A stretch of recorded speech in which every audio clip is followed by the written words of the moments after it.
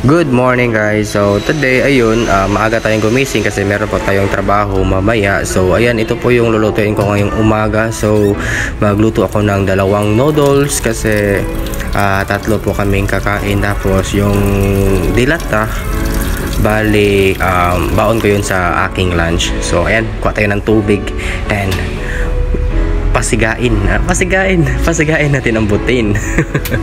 So ayan siya guys, let's do it.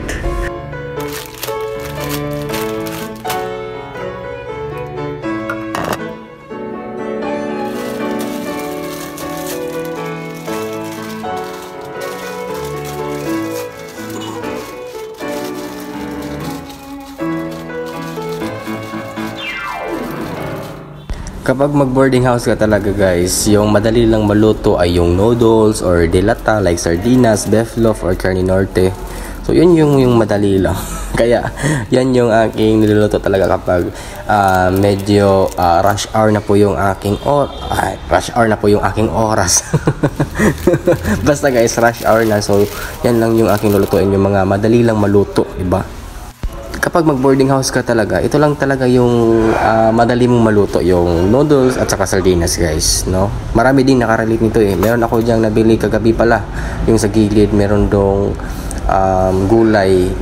Bumili ko kagabi ng alugbati, malunggay, gabi at saka kalabasa, din okra. Tapos ngayon luluto ko na po yung tuna na may sahog na cabbage. Ayan, masarap kasi ito siya guys kapag sahogan mo ng cabbage.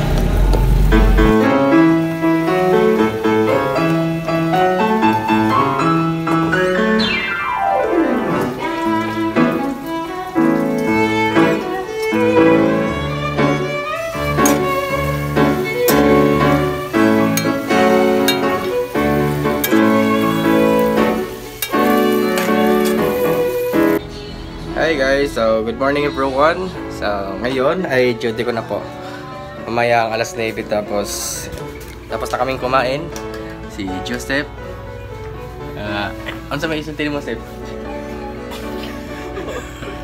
Ano masasabi mo? Ako masasabi guys.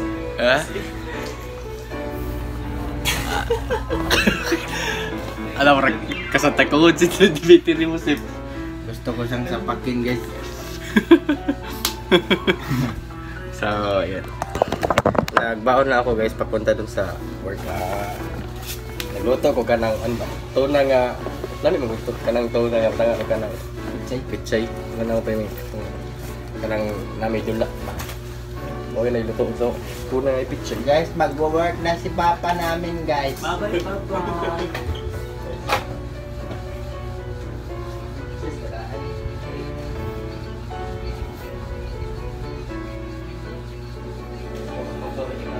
Explore sa lapang kape magmamoto. Pag-utan mo niya. Pag-utan na mo. Ay, kaawad na. Pag-utan na mo. So, tara guys. Alis ako. Hindi mo na ako mag-motor guys kasi gusto ko ma-explore ba. Explore pa. Gusto ko mag-commute. 11 lang yung pamasahe. So, let's go.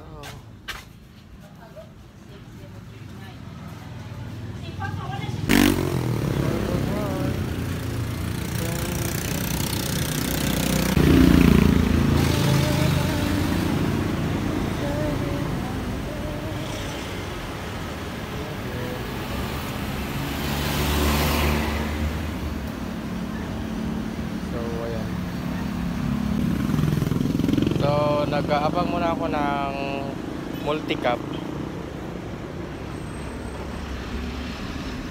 I'll do the back inside you, my head. Walk from left to left.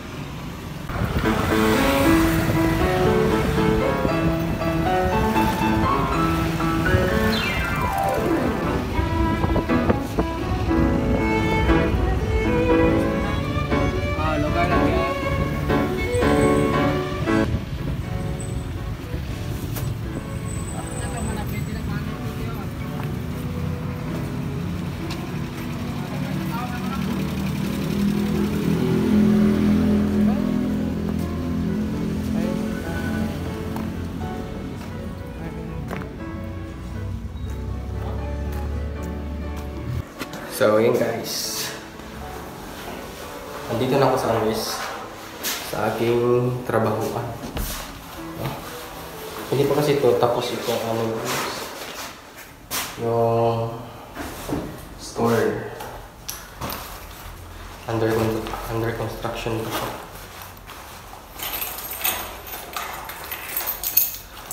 Blackout pala ngayon, blackout. So kaya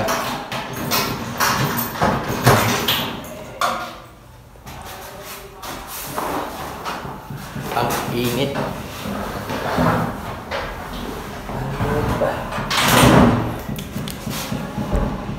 Lagay ko muna sa locker yung aking mga gamit.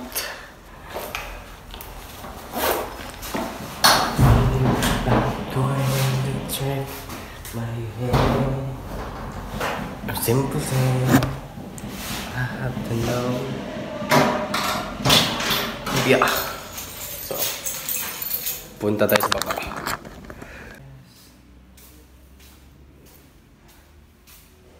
Yan, dito pala ako mag-work sa Coffee Bay guys. So, mayroong nagtatanong saan ako nag-work. Coffee Bay.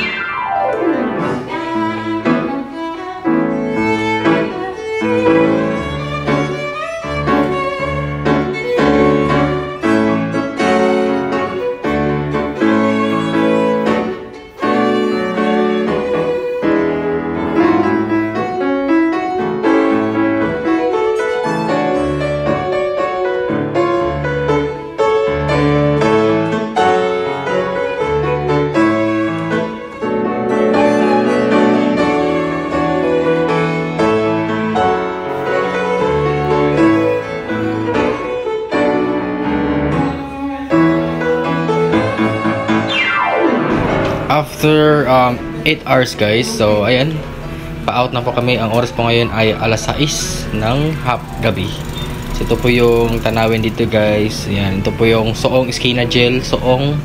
So may palengke dyan kaya maraming tao kapag hapon. So medyo traffic din dyan guys, lalo na dun sa dulo kasi meron po inayos dun na kalsada. So pauwi na po ako dun guys sa Datag Maribago kasi andun po yung aking boarding house. So medyo traffic din dito guys sa may Datag kasi alam niyo naman hindi masyado malaki yung andito daan, kalsada.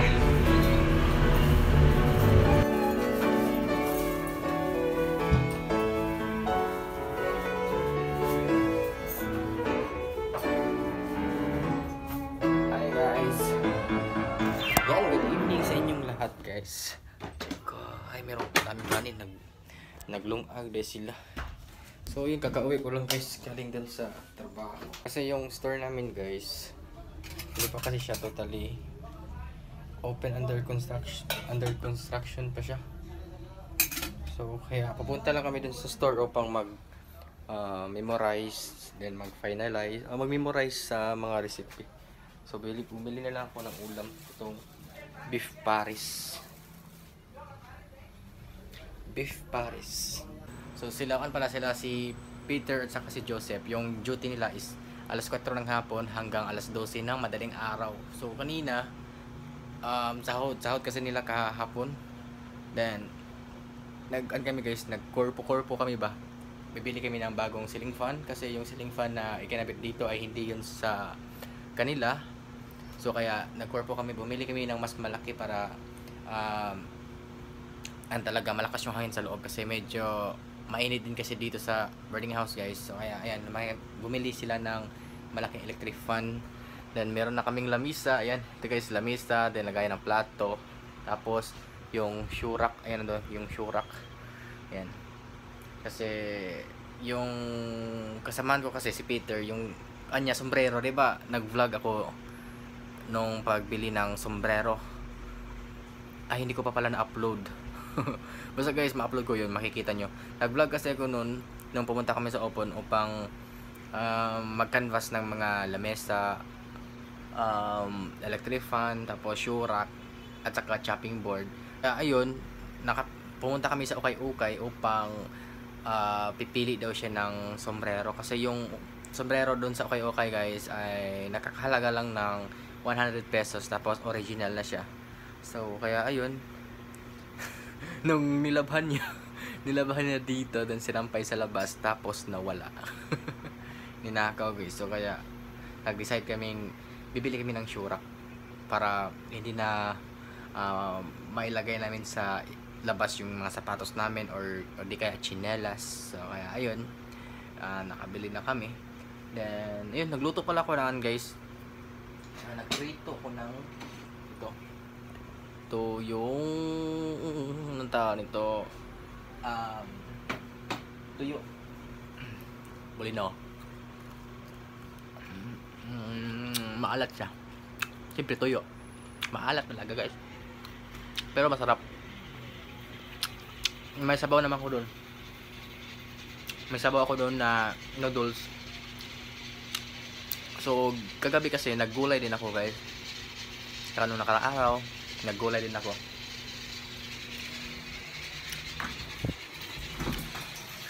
Ay, ang ingay ng rice cooker.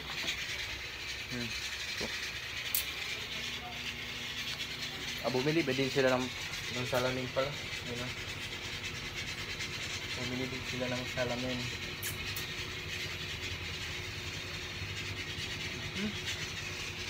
Nice one. Hi guys, kakain tayo. Yan, blurred na itong camera.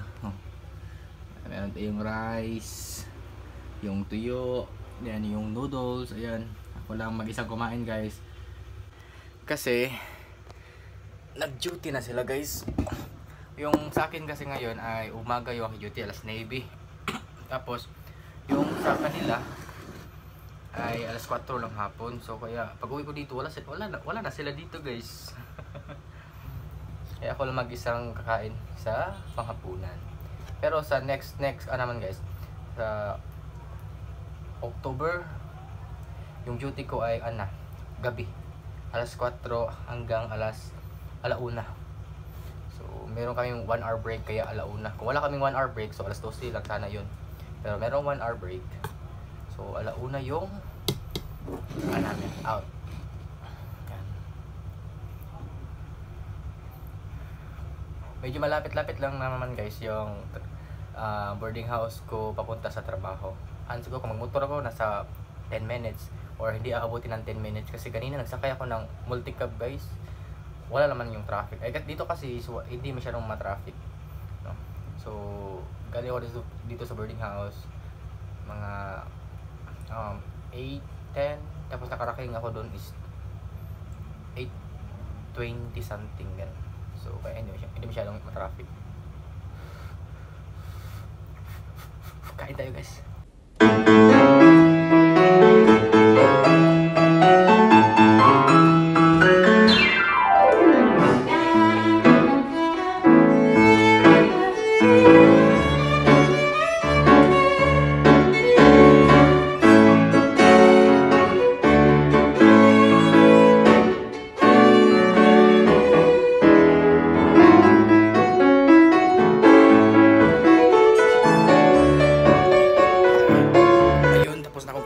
Guys, pinawisan ako sa sabaw ng noodles, tapos may tuyo pa, so maghugas na ako ng plato.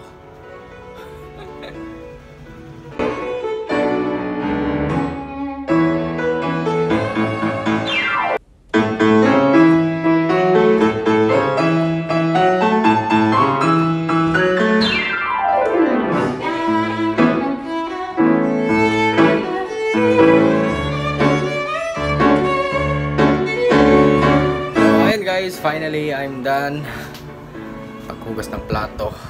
So ngayon naman maghilamos, then tulog kasi ako kung matulog hindi naman ako napagod sa trabaho kasi memorizing lang sa guys, sa mga ingredients. So kaya ayun, bukas napag-isip-isipan ko bukas ano kayang ulamin ko, kasi ako guys Bumili ako ng mga dilata like carne norte, beef loaf, or sardinas. Kasi tuwing umaga, yan lang yung madali kong makuha na uulamin. Bibili lang ako ng cabbage. Lagyan ko lang siya ng cabbage, no? Para meron naman siyang sahog na dahunan. maong na Bisaya naman ko ni guys. Kaya bumibili ako ng cabbage para meron siyang dahon. No, hindi lang siya puro carne norte, hindi siya puro tuna, ganun. So, pero kapag meron naman akong pera, bibili ako ng isda. No, isda or ano pa ba? Basta yung mga masustansyang pagkain. Kasi alam nyo, no, habang tagal na ako dito sa city, guys. Nang dahil siguro to sa bigas na palay, no, di ba? Ang bilis ng lumaki ng tiyan ko, guys. Parang 4 months old kung buntis pa. Char. So, kaya yun. Siguro, babe, mag-diet ako, guys. Mag-diet pa. Sabi nga ni mama, magagalit kasi mama nga, payat-payat ko pa daw. Sabi, umuwi ako dun, ang payat-payat ko pa, ay, hindi. Sabi ko, baliktad pala. Sabi ko, mama, ang tataba ko na. Sabi niya, payat pa daw. Anong gustong katawan, yung mataba talaga ang gusto ni mama, guys. Pero bibili na ako ng brown rice, guys, para mag-diet na ako, guys. Magsimula na ako mag-diet. So ayan, hanggang dito ko lang i-enjoy ang aking vlog. Kita-kits sa next couple of vlog. Bye bye.